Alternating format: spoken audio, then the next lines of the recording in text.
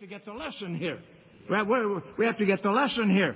Paul said in verse 3, I would have you know that the head of every man is Christ. The covering of every man is Christ.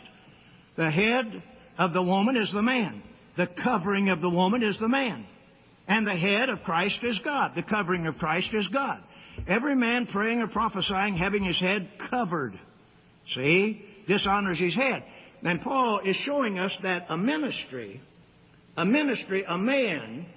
that would allow something to come between him and his head, which is Christ.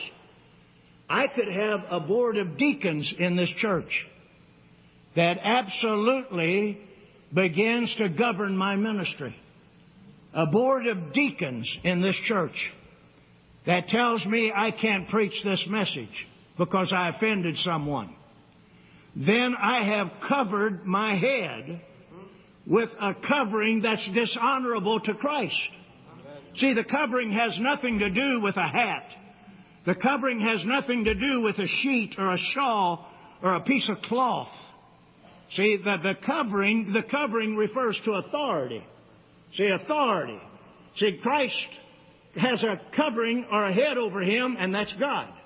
Christ is covered. There's someone that's over Christ, that covers Christ, that is an authority over Christ that he can submit to and labor under and be blessed as he submits to and works under that covering or that authority, which in Christ's stead happens to be God.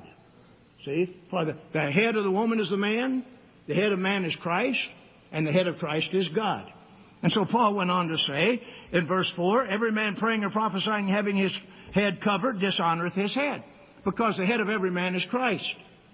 And if I allow something to cover my head besides the covering that God has already given me, which is Christ, then I'm dishonoring my head. See, every man praying or prophesying having his head covered dishonoreth his head. In other words, Christ is my head. And if I allow a covering to cover me or begin to tell me what I can preach, what I can't preach, begin to influence me, if a husband allows someone to influence him, to ignore his home, his family, his God, and begin to live an ungodly lifestyle, then that husband has absolutely dishonored his head, Jesus Christ. He has allowed someone else to cover him or influence him or entice him and lead him into a lifestyle that his God-given head, Jesus Christ, would never permit him to do. So that husband now becomes dishonoring to Christ. See? And a man of God can dishonor his head, which is Christ. See, Paul said here in verse 3, the head of every man is Christ. See, the head of every man is Christ.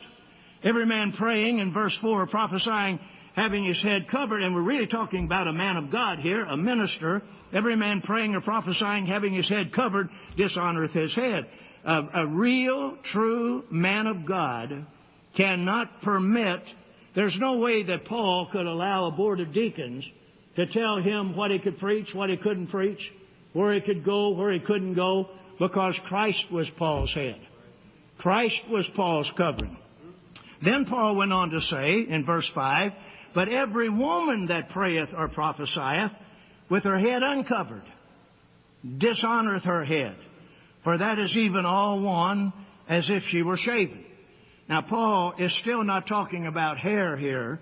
He said, every woman that prayeth or prophesieth with her head uncovered. Now, Paul has already said in verse 3, but the head of the woman is the man.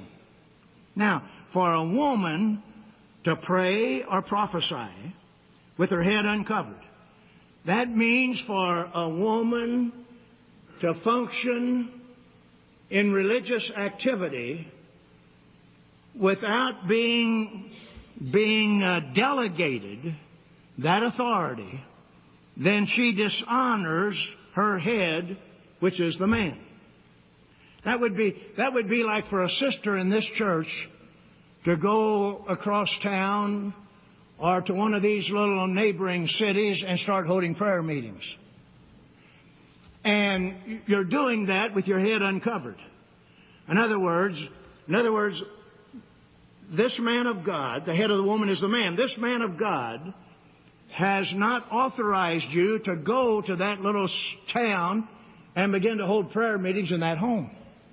And so when a woman prays or prophesying with her head uncovered, that means she has no spiritual authority to do what she's doing.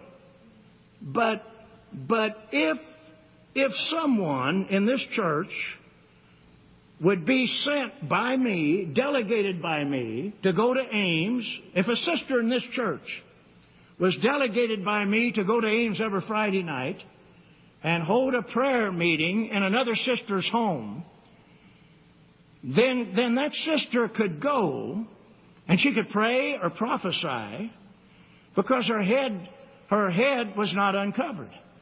In other words, she was under a covering. We have to get the lesson here. We have to get the lesson here. Paul said in verse 3, I would have you know that the head of every man is Christ. The covering of every man is Christ. The head of the woman is the man. The covering of the woman is the man. And the head of Christ is God. The covering of Christ is God. Every man praying or prophesying having his head covered, see, dishonors his head. And Paul is showing us that a man that would allow something to come between him and his head, which is Christ. I could have a board of deacons in this church that absolutely begins to govern my ministry.